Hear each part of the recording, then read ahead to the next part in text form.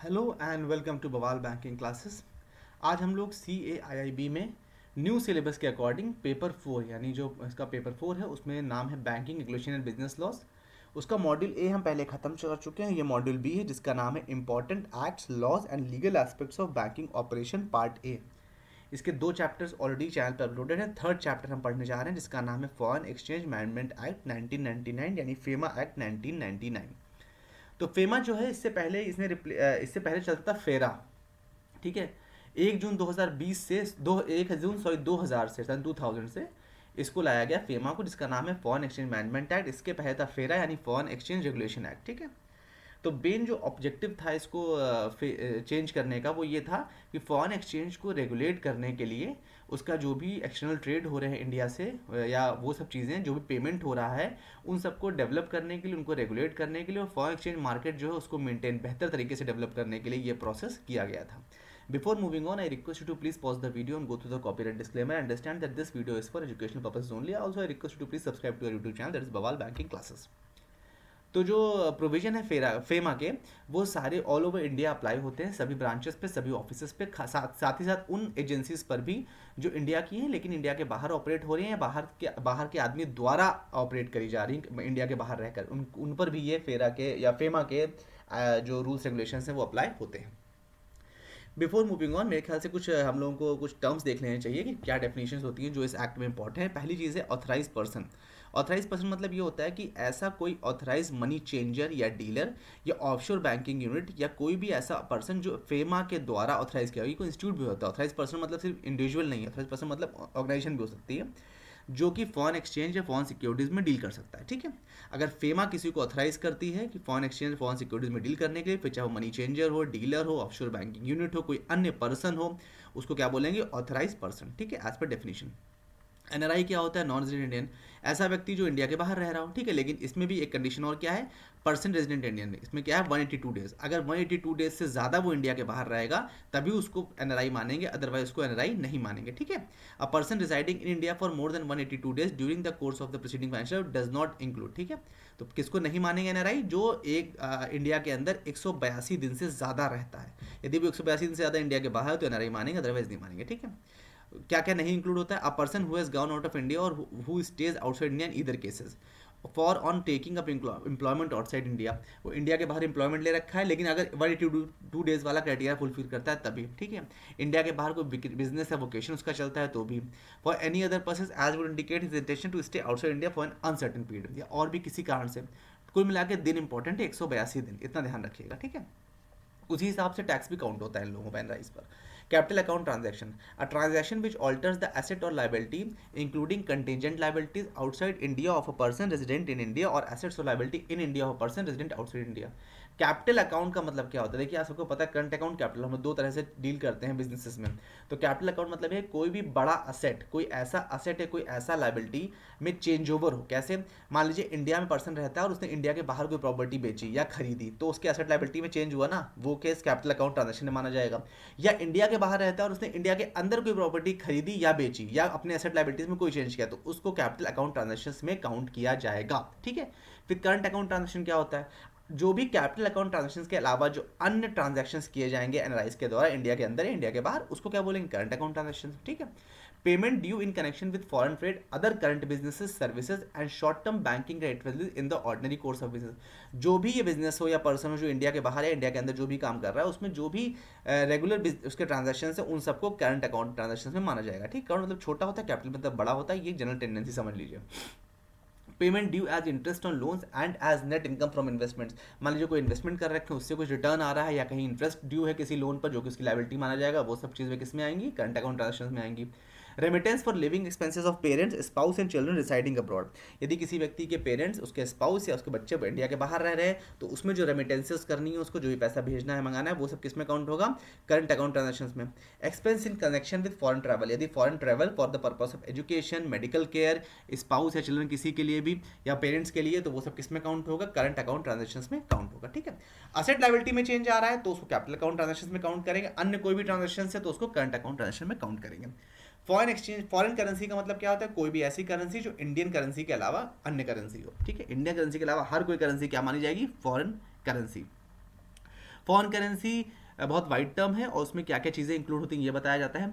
Amount payable in any foreign currency, यदि किसी भी फॉरेन करेंसी में कोई अकाउंट पेबल है तो अमाउंट पेबल होता है तो वो उसमें काउंट करते हैं। Draft, traveller cheques, letter of credit, bill of exchange expressed और drawn in Indian currency but payable in foreign currency. मान लीजिए कोई draft, traveller cheque, letter of credit, bill of exchange ऐसा कुछ भी है जो ड्रॉ किस में हो रहा है, फॉरेन करेंसी में ड्रॉ हो रहा है, भले इंडिया में बन रहा है, ठीक है, इंडियन करेंसी बना है लेकिन ड्रॉ फॉरेन करेंसी में हो रहा है, तो उसको भी क्या बोलेंगे, फॉरेन करेंसी में काउंट कर लेंगे। कोई ड्राफ्ट, इसी तरह कोई draft, traveller cheque, letter of credit, bill of exchange, ये इंडिया के द्वारा ड्रॉ किया जा रहा है इंस्टीट्यूट के द्वारा, और पर्सन जो है वो इंडिया के बाहर रह रहा है बट पेबल इंडियन करेंसी में, तो उसको भी क्या काउंट कर लेंगे, foreign currency. Repatriate to India means bringing into India the realized foreign exchange। Repatriate का मतलब ही होता है ब्रिंगिंग बैक, ये उसका वर्बल मीनिंग है, ठीक है। इसका क्या मतलब होगा, जो भी फॉरेन करेंसी उसको, जो फॉरेन एक्सचेंज उसको वापस इंडिया में ब्रिंग बैक करना। Selling of such foreign exchange to an authorise person in India in exchange for rupee. मान लीजिए आप बाहर गए थे, आपने कुछ पैसे खर्च, कुछ डॉलर्स खर्च किए, वो डॉलर कैसे बच गया, आप इंडिया आपने उसको कन्वर्ट कर लिया इन इंडियन रुपीज़, तो क्या हो गया, रिपैट्रिएट हो गया, वो पैसा जो था वो इंडियन करेंसी में कन्वर्ट हो गया। The holding of realised amount in an account with an authorise person in India to the extent notified by Reserve Bank and includes use of realised amount for discharge of a debt और liability denominated in foreign exchange. ठीक है, ऐसी कोई भी holding, ऐसा कोई भी पैसा किसी भी तरह से अगर इंडिया के करेंसी में डिस्चार्ज हो रहा है उसको क्या बोलेंगे, फॉरेन एक्सचेंज, उस काम को क्या बोलेंगे, foreign exchange. Regulation and management of foreign exchange. Chapter 2 section 3 में कहा गया है कि no person shall deal in foreign exchange और foreign security not being authorise person. यदि फेमा के द्वारा कोई ऑथराइज पर्सन नहीं है तो वो फॉरेन एक्सचेंज या फॉरेन सिक्योरिटीज में डील नहीं कर सकता है। As per what, as per chapter section 3 of chapter 2 of FEMA act 1999। वो क्या और क्या क्या नहीं कर सकता है, make any payment to any person resident outside India in any manner. यदि आप ऑथराइज पर्सन नहीं है तो आप आउटसाइड इंडिया किसी व्यक्ति को किसी प्रकार कोई पेमेंट या कुछ नहीं कर सकते। Receive otherwise through an authorise person any payment by order और on behalf of any person resident outside India in any manner. किसी प्रकार का ऑथराइज पर्सन से के बिना कोई पेमेंट लेन देन किसी प्रकार का नहीं कर सकते हैं। किसी प्रकार के फाइनेंशियल ट्रांजैक्शंस नहीं कर सकते हैं कोई ऐसी एसोसिएशन या किसी ऑर्गेनाइजेशन के साथ जिसका जो असेट हो वो आउटसाइड इंडिया हो। ठीक है, पता लगा आउटसाइड इंडिया आदमी को खरीद फरोख्त कर ली, इंडिया में आदमी को भले आपने पेमेंट इंडिया के अंदर किया लेकिन जो असेट है वो इंडिया के बाहर है, then that would also be counted in foreign exchange, तो वो भी आप सिर्फ ऑथराइज पर्सन के थ्रू ही करेंगे। Power of RBI with respect to authorise person. क्या क्या पावर्स हैं आरबीआई के पास, एक तो आप आरबीआई की ऐसी पावर है कि वो ऑथराइज पर्सन अपॉइंट कर सकते हैं। The set authorise person authorise to deal in foreign exchange. ये जो ऑथराइज पर्सन अलाउड होते हैं मतलब अपॉइंट होते हैं ये फॉरेन एक्सचेंज में डील करते हैं। ये जो भी the person so appointed shall deal in foreign exchange only as per the rules regulation framed under the act. ठीक है, जो भी रूल्स रेगुलेशन फेमा एक्ट 1999 है उसी के अकॉर्डिंग ये काम करेंगे। To inspect the authorise person. RBI के पास और क्या पावर है कि वो ऑथराइज पर्सन का इंस्पेक्शन कर सकते हैं, ये भी देखने के लिए कि जो भी उन्होंने अपॉइंटमेंट्स किए हैं वो रूल्स रेगुलेशन आरबीआई और फेमा के टाइम टू टाइम फॉलो कर रहे हैं कि नहीं कर रहे हैं। तो इंस्पेक्शन का राइट इनके पास कैसे है, सेक्शन 12 के आधार पर। अपॉइंटमेंट का राइट कैसे है, सेक्शन 10 और 11 के आधार पर। Contravention, penalties, adjudication and appeals. Section 13 में इस सब बारे में बताया क्या पेनाल्टीज क्या अपील्स हो सकती हैं।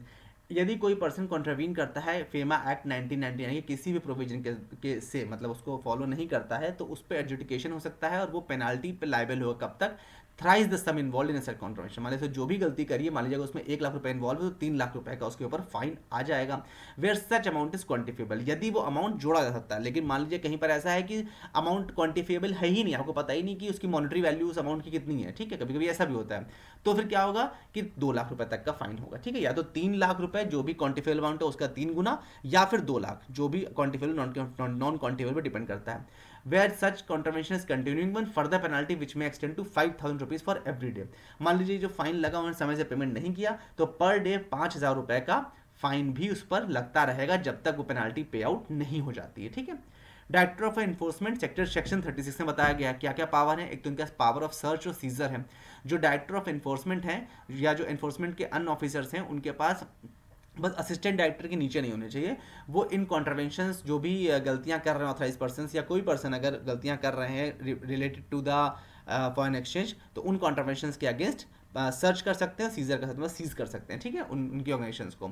Empowering other officers, central government ने क्या किया है कि जो भी ये कस्टम्स हुए, सेंट्रल एक्साइज ऑफिसर हुए, पुलिस ऑफिसर हुए, सेंट्रल गवर्नमेंट या स्टेट गवर्नमेंट के जो भी लोग इन चीज़ों में इन्वॉल्व हैं वो अपनी ड्यूटी सही से कर सकें, इसलिए उनको इन्हें एम्पावर किया है गवर्नमेंट ने, और साथ ही साथ उनको प्रोटेक्ट भी किया है कि यदि वो ऐसा कोई काम करते हैं तो ऐसा नहीं उनके अगेंस्ट केसेस हो जाएंगे, कोई आप उसे उन्हें पर्सनल कैपेसिटी में आप कोई केस उनके ऊपर नहीं कर सकते, ये एक प्रोटेक्शन दिया गया है। Special provision relating to asset held outside India, क्या क्या स्पेशल प्रोविजन हैं उन बातों के लिए जिनके असेट्स आउटसाइड इंडिया है। No person resident India shall acquire, hold, own, possess और transfer any foreign exchange, foreign security और any movable property situated outside India, कोई भी व्यक्ति इंडिया के बाहर किसी प्रॉपर्टी खरीद फरोख्त, खरीदना बेचना, कोई फॉरेन एक्सचेंज नहीं कर सकता without the permission of the authorities.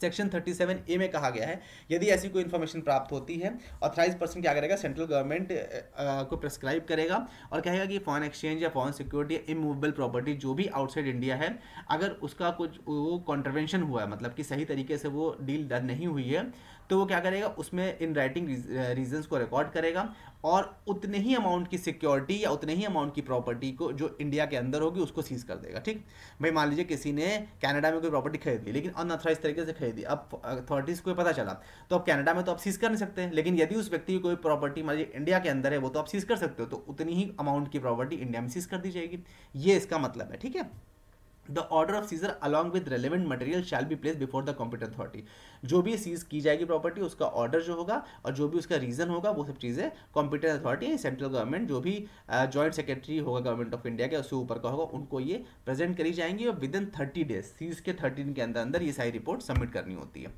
फिर उसके बाद कॉम्पिटेंट अथॉरिटी को 180 दिन का टाइम होता है कि वो सीजर को कंफर्म करे या कैंसिल करेगा। ठीक है, तो ये काम किसका होगा, जो डायरेक्टर ऑफ इन्फोर्समेंट के रिप्रेजेंटेटिव होंगे वो ये काम करेंगे, और जो अग्रीव्ड पर्सन होगा उसको 6 महीने के अंदर अंदर ये चीज़ क्लियर आउट हो जाएगी कि वो प्रॉपर्टी सीज रहेगी या उसे पैसा वापस करना है, या फिर जो भी चीज़ है, जो एक्शन होगा वो 6 महीने के अंदर अंदर कॉम्पिटेंट अथॉरिटी, सक्षम अधिकारी इस काम को खत्म कर देगा। ठीक है, यदि कॉम्पिटेंट अथॉरिटी के जो भी फैसला होता है उससे अगर जो अग्रीव्ड पर्सन है वो सेटिस्फाई नहीं है तो वो कहाँ जा सकते हैं, अपीलेट ट्रिब्यूनल में जा सकते हैं, जैसे डीआरटी में होता है सेम वैसा ही है।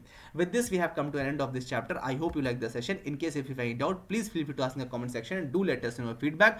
Also request you to please subscribe to our YouTube channel, that is Bawal Banking Classes. Thank you so much for your valuable time.